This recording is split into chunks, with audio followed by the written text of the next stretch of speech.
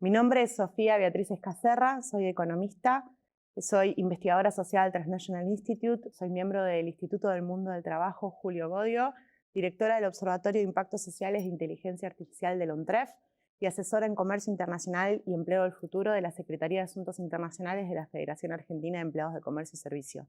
Siempre me interesó investigar el tema de digitalización, comercio de datos, cómo se forman las cadenas globales de valor y cómo esto impacta en el empleo, sobre todo a través de la incorporación de tecnología en las nuevas cadenas globales de valor. Es lo que me dedico a investigar, es lo que me apasiona y lo hago con una perspectiva feminista y sindical, que es lo fundamental para poder ejercer nuevos derechos en la agenda del mañana.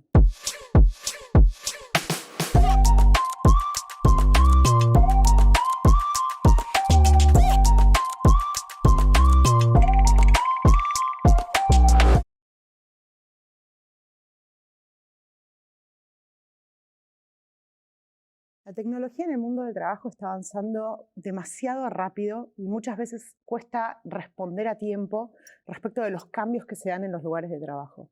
Los sindicatos tienen muchos desafíos. Por empezar, el tema de la capacitación profesional, ¿no? Y de la educación y la recapacitación de los trabajadores para poder reconvertir la mano de obra que los trabajadores que pasan a quedar sin empleo o que no se les sabe bien qué tareas nuevas asignarles. Esto es un desafío en términos de formación muy importante, en términos de formación profesional. Pero existen desafíos aún más grandes. Para empezar, me parece que hay una nueva agenda de derechos que se plantea, como por ejemplo el derecho a la desconexión digital, el derecho a la soberanía del tiempo de trabajo, el derecho a la protección de datos de los trabajadores, que es algo que los sindicatos muchas veces no toman demasiada conciencia respecto de la importancia de proteger la privacidad y de proteger los datos de estos trabajadores, que los trabajadores puedan tener derecho a que esos datos se eliminen, se borren y tengan conocimiento de qué datos se recaban de ellos en lugares de trabajo y de qué forma son utilizados. Creo que el sindicalismo también debería poder saber esa información, no los datos, sino cómo son utilizados esos datos para poder generar una mejor protección de derechos laborales en ambientes de trabajo, ¿no?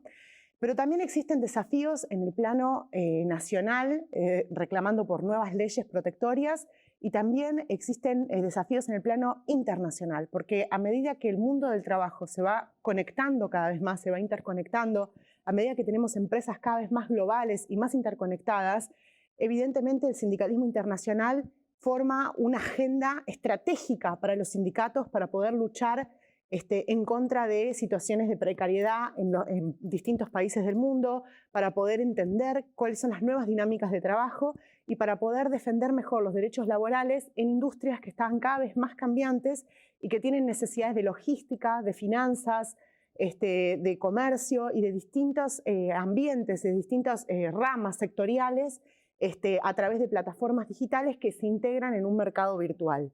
Entonces, en ese sentido, si bien siempre el sindicalismo fue internacional desde su nacimiento, la agenda internacional está cobrando cada vez más importancia y relevancia para fortalecer un sindicalismo que muchas veces, en el plano local, le cuesta encontrar estrategias para poder sortear las dificultades que traen los nuevos avances de las tecnologías.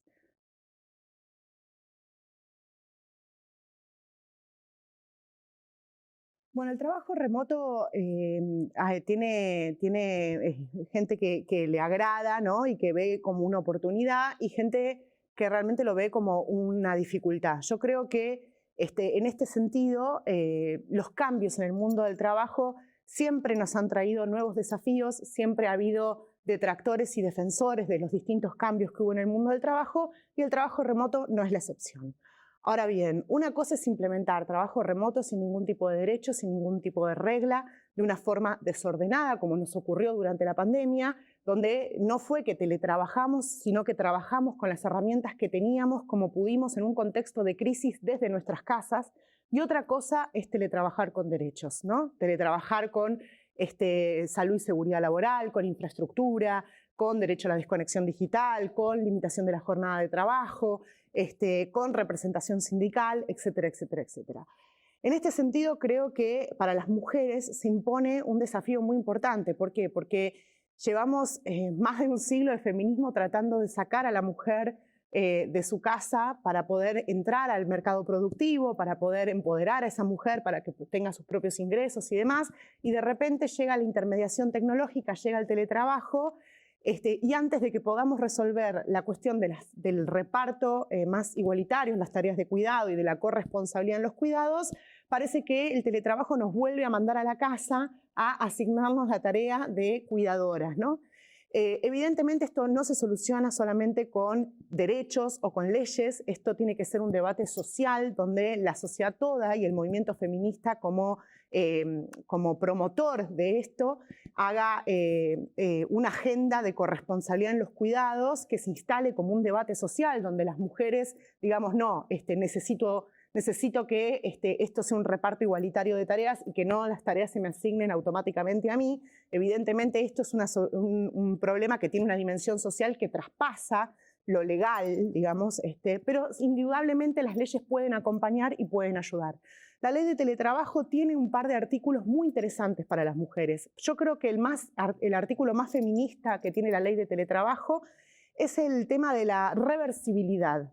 O sea, de que una mujer pueda volver a su espacio de trabajo presencial una vez que ella así lo decida. Obviamente este artículo no está hecho para las mujeres, pero dejar la puerta abierta del hogar para que la mujer pueda volver a incorporarse de forma presencial a un espacio de trabajo es muy importante, porque si no el miedo era de que muchas mujeres opten por el teletrabajo para alargar su licencia por maternidad, para quedarse más tiempo con los niños cuando no están escolarizados, y después no pueda regresar a un ámbito presencial. Entonces creo que dejar la puerta abierta es una gran herramienta. ¿Es esto suficiente? No, evidentemente no.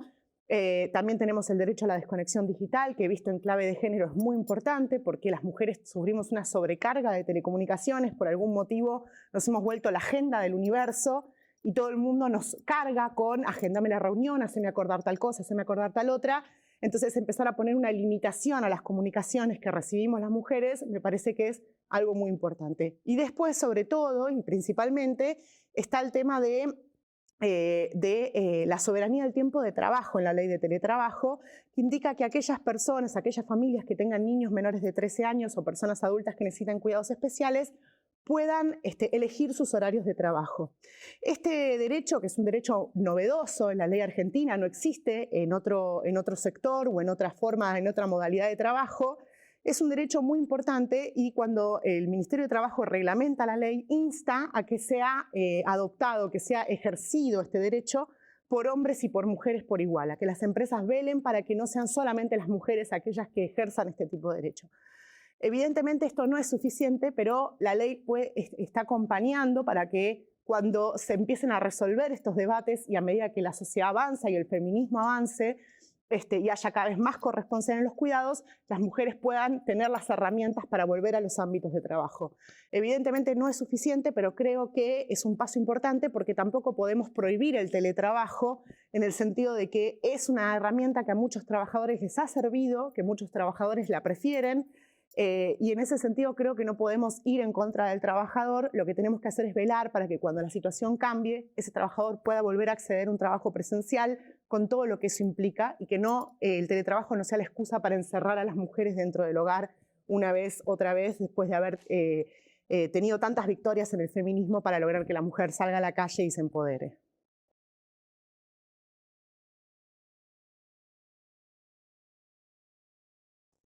Bueno, el campo educativo fue uno de los sectores que más se vio afectado, creo, por la pandemia. Muchas veces dicen que los médicos, los enfermeros fueron los grandes sostenedores de la pandemia, ¿no? Aquellos que estaban en la primera línea de fuego. Yo creo que fueron los educadores también, ¿no? Fue el otro gran sector que se cargó la pandemia al hombro y que hizo maravillas durante la pandemia, porque realmente docentes que lograban educar a los chicos en condiciones completamente adversas, sin tener los recursos educativos y los recursos tecnológicos para poder afrontarlo, y sin embargo pudieron llevar adelante muchos planes de estudio y lograr que muchos chicos sigan estudiando y sigan insertos en la escuela.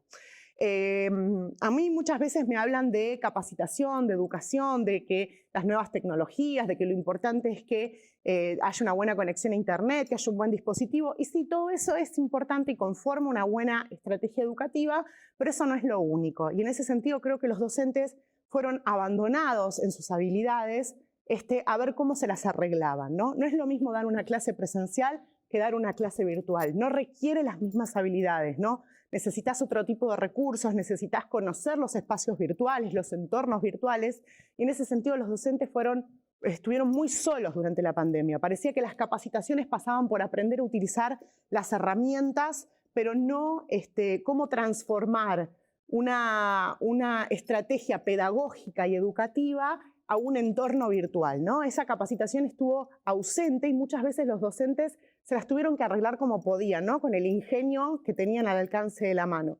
El teletrabajo y la virtualidad evidentemente representa un desafío hoy por hoy, pero también representa una oportunidad, ¿no? O sea, vemos sobre todo en cursos de posgrado, en cursos más avanzados, cómo muchas veces ahora estamos pudiendo acceder a cursos virtuales de otros países, a educarnos con otras estrategias. Mismo otros estudiantes de América Latina están estudiando en universidades nacionales posgrados a través de entornos virtuales, con lo cual representa un cambio muy importante en el mundo educativo. Evidentemente, esta estrategia virtual no es para todos, en el sentido de que la escuela inicial, la escuela media, la escuela secundaria, probablemente la enseñanza universitaria debería permanecer presencial porque también ahí se desarrollan otro tipo de habilidades, ¿no? Como la comunicación, como el espacio interpersonal entre los alumnos y demás. Yo no soy especialista en educación, pero sí creo que hay que volver a poner un poquito las cosas en orden en algunos sectores porque la virtualidad no es para cualquier espacio educativo, ¿no?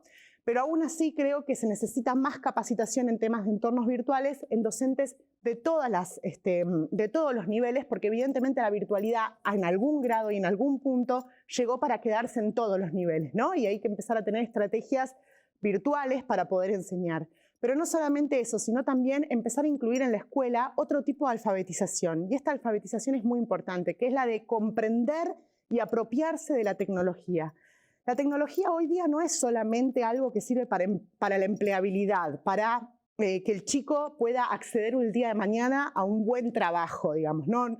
En su momento nos enseñaban el paquete de Microsoft, ¿no? Con las herramientas y demás para que podamos tener un buen trabajo el día de mañana y demás. Hoy por hoy Internet, hoy por hoy la virtualidad es la forma en la que accedemos a derechos básicos, a derechos humanos como la salud, como la educación, como los servicios públicos. En algunos países hasta el derecho a voto se ejerce a través de la virtualidad, a través del voto electrónico. Con lo cual, la virtualidad e Internet es un espacio no solamente de laboralidad, sino también de ejercicio de derechos ciudadanos. Con lo cual tenemos que empezar a comprender la tecnología, tenemos que empezar a apropiarnos de la tecnología, tenemos que empezar a cuestionar la tecnología, porque ahí se nos va la democracia, se nos van los ciudadanos del futuro. Y esto me parece que es algo que hay que empezar a incluir en los programas educativos de todos los niveles, para poder entender una democracia 4.0 o una alfabetización 4.0, porque hoy por hoy la mayor cantidad de la población son analfabetos digitales. Podés saber muchísimo sobre manejar herramientas, pero no comprender la dimensión de lo que implica utilizar esa herramienta y qué es lo que está, digamos, qué tipo de información me está ofreciendo, cómo curar esa información, cómo filtrar esa información, cómo saber, cómo acceder a mejor información, a mejores derechos, a mejores búsquedas. Y esto no tiene que ver solamente, ya te digo, con un tema de empleabilidad, sino también con ejercicio de derechos ciudadanos.